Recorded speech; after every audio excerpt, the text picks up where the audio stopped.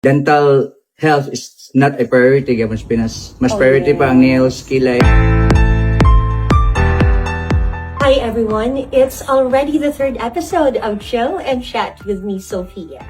And you know what? I am very excited and I am so happy to finally sit down and listen to the story of the man behind my beautiful smile and the beautiful smiles of your favorite beauty queens and influencers. However, before being today's trusted and most sought after dentist, Dr. Mark had his fair share in his profession, and he will be sharing his story and inspiration and some insider secrets of being the dentist for the stars. Let us welcome Dr. Mark Anthony Sutka.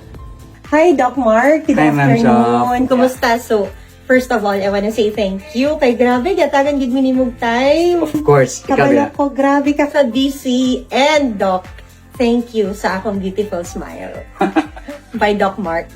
Doc, let's start from the very beginning. Yeah, sure. So, what inspired you to be a dentist? Mo bagid ni imong damgo or na-surprise ka nga, uy, dentistry naman akong gikuha.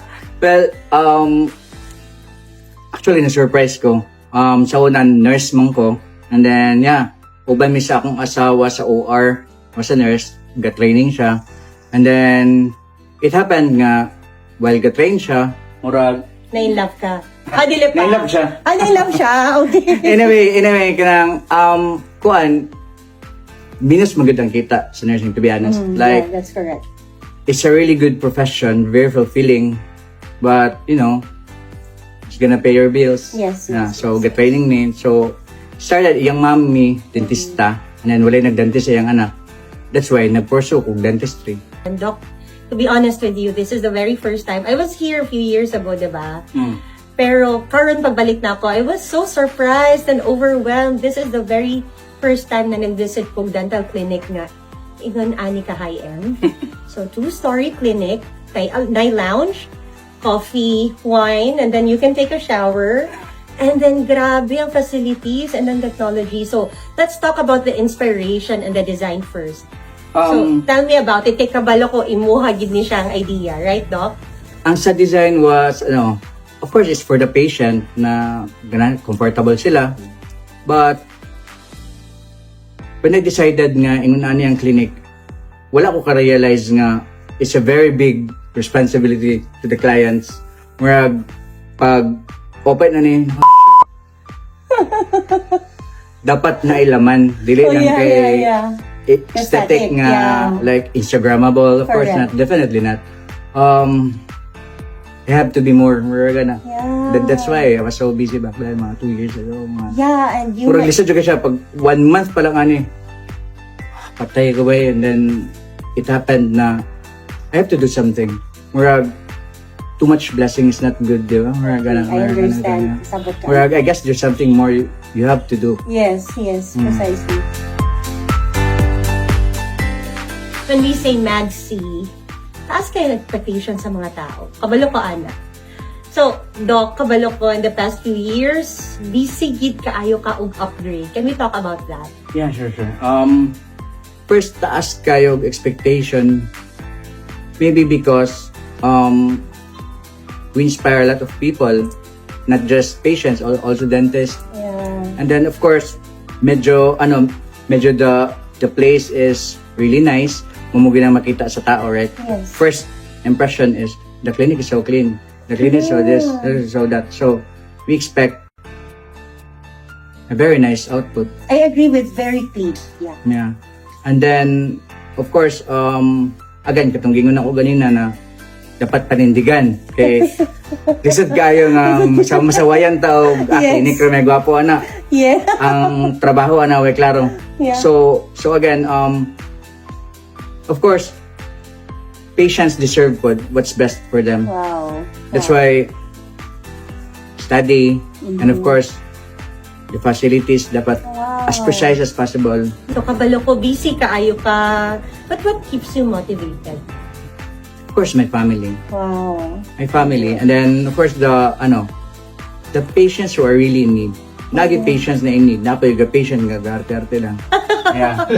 I'm not Sige, Doc, sure. kung basta itong arte-arte lang. No, actually, mao na siya akong thinking before. Murag, katong bago pa og dental again, dentistry, ibot-ibot, Oo, pasta, yeah. stiso, cleaning. Yeah. Murag, for me, murag, I don't love, murag, di ba rin ako love kayo ang dental, to be honest.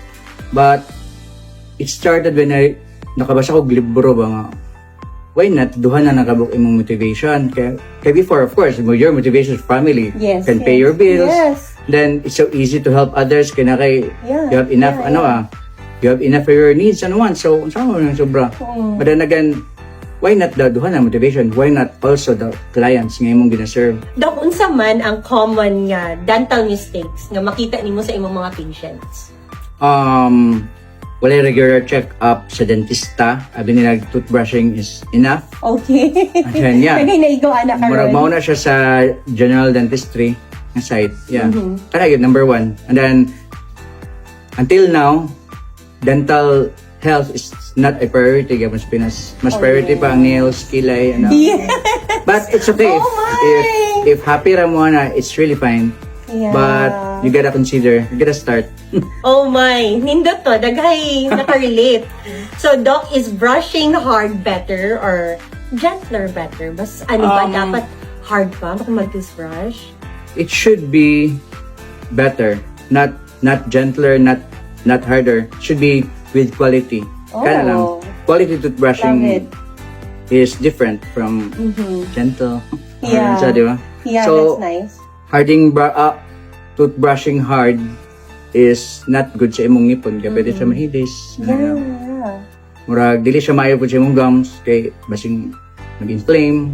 So, quality toothbrushing. Doc, another thing is, muadto sa dentist para magpa-cleaning.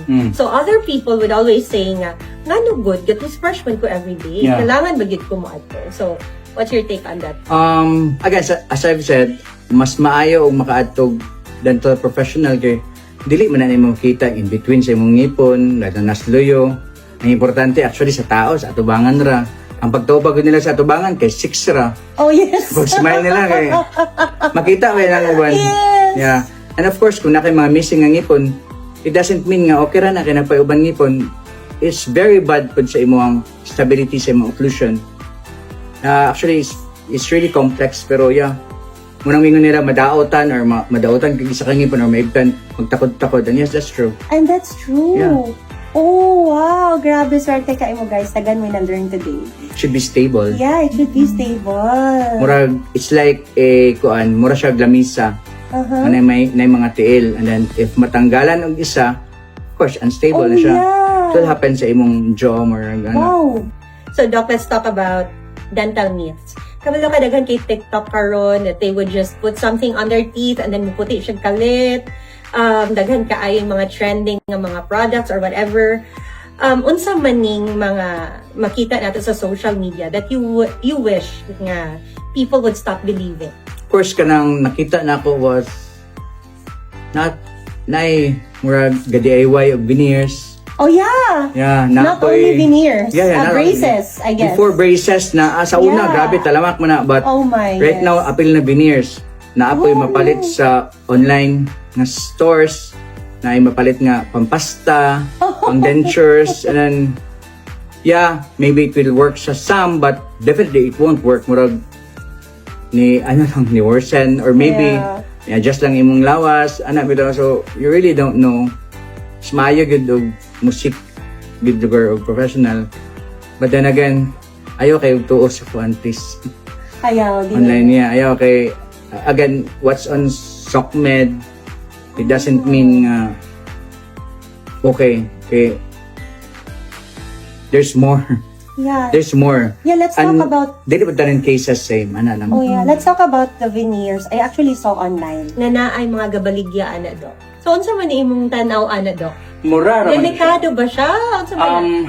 Naiuba na nagabutang purpose lang nga murag mo puti tan-awan, but again, lilahi ta og sukod sa ngipon, lilahi ta sukod sa atong oral cavity itself. So, leg bite definitely it won't work like 100%. Murag, Wow. you just Listen, mura guys. ka gakuha na kasi mong self ba? Gasto-gasto lang ka. Mura ka Gilad rin ni mo mong self. pretend ka kasi mong self Yeah. just to be in murag ana. Thank you, Doc Mark, for sharing more about your story. For the next installment of this episode, we will get into the questions patients always want to ask their dentist, but don't always get the chance to. See you again on our next episode, only here on Chill and Chat with me, Sophia.